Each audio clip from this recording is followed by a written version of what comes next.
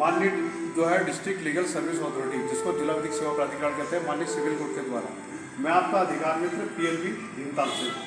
तो इसमें आप लोगों को ऐसे व्यक्ति आते हैं, पात्र होते हैं जिनकी 3 लाख रुपए से कम की आय होती है, उनको अवेयर करना, जागरूक करना हमारा काम होता है।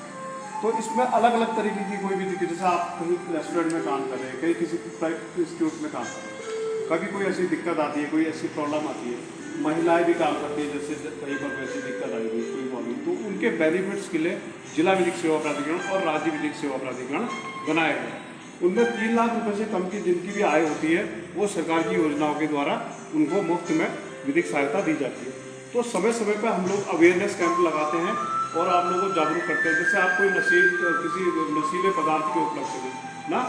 और कोई इस तरीके का जैसे हो गया नशीली दवाएं होती है उसके उपलक्ष्य में, बाल विवाह हो गया जिसको चाइल्ड मैरिज कहते हैं, वुमन ट्रैफिकिंग कहते हैं, राष्ट्रीय लोक अदालत में अलग अलग केसों का निस्तार किया जाता है। मैं आपको शॉर्ट में समझा रहा हूँ ये क्या होता है इसके बारे में ना। तो इस तरीके का हुआ, जैसे आपने कोई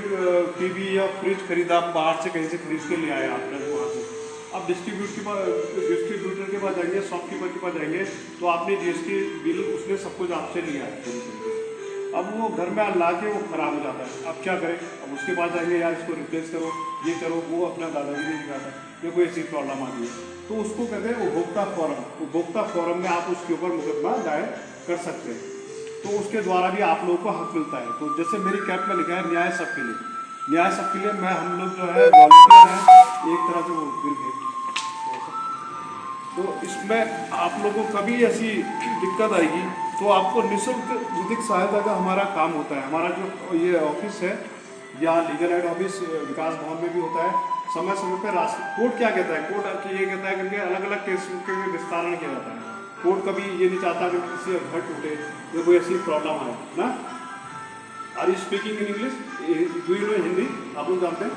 हाँ, तो इस तरीके का जो भी ऐसी प्रॉब्लम आती है, जैसे घरेलू हिंसा होती है, बहुत से हमारे जो घर होते हैं ऐसे होते हैं जहाँ पर महिलाओं के ऊपर अत्याचार होता है, हमारी माँ की बहनों के ऊपर, हमारी कोई ऐसा होता है, तो वो महिलाएं बेचारी क्या करें, तो उनको भी एक अधिकार है, वो भी हमारी तरह बराबर हैं जैसे हम लोग बराबर हैं। तो उनको हर चीज़ का बराबरी का हक दिया गया है, कहीं पर कोई छोटा या बड़ा नहीं है, वो सब कुछ हम लोग जिला विधिक सेवा प्राधिकरण बताता है। हाँ, इसमें जैसे कोई SC ST के का कर्मचारी है जो शेड्यूल कास्ट के अंतर्गत आते हैं, मानव दुर्व्यवहार आ गया, स्त्री या बालिक कोई मेंटल रूप से कोई प्रॉब्लम है उसको, दिमाग रूप से, वो भी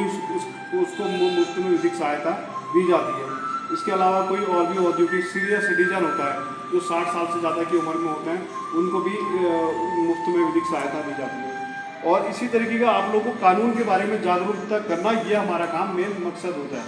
किसी परिवार में जैसे 3 जो है लड़के हैं और 1 लड़की है, तो अगर माता पिता क्या करते हैं कि लड़कों को ज़्यादा अहमियत देते हैं, कहीं ऐसा होता है तो फिर उसके बाद जो है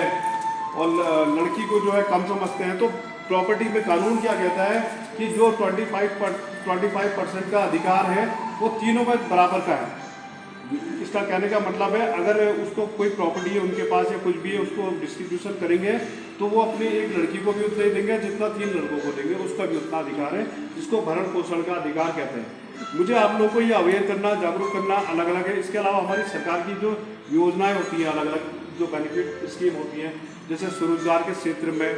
या कोई पेंशन के क्षेत्र में, जो भी इंसान को अपलिफ्ट करना है, गरीबी उन्मूलन से आगे को बढ़ाना है उसके जीवन को, वो सब भी आप लोगों को बताना है, उसमें भी आप लोग कर सकते हैं। जैसे कोई अपना आदमी सोचेगा यार करके मैं कब तक नौकरी करूँगा यार, मैं आने वाले टाइम में अपना धंधा करूँगा, बिजनेस करूँगा, इस तरीके का, तो उसमें भी उसको क्या, किस योजना में क्या बेनिफिट है, क्या सब्सिडी होती है, वीरचंद गढ़वाली होती है, बहुत सी ऐसी योजनाएँ होती हैं, वो भी हमारा काम होता है, आप लोगों को बताना होता है। समाज कल्याण में अलग अलग योजनाएं होती हैं, जैसे वृद्धावस्था पेंशन, विकलांग पेंशन, दिव्यांग पेंशन होती है, या कोई ऐसी लेडीज़ होती है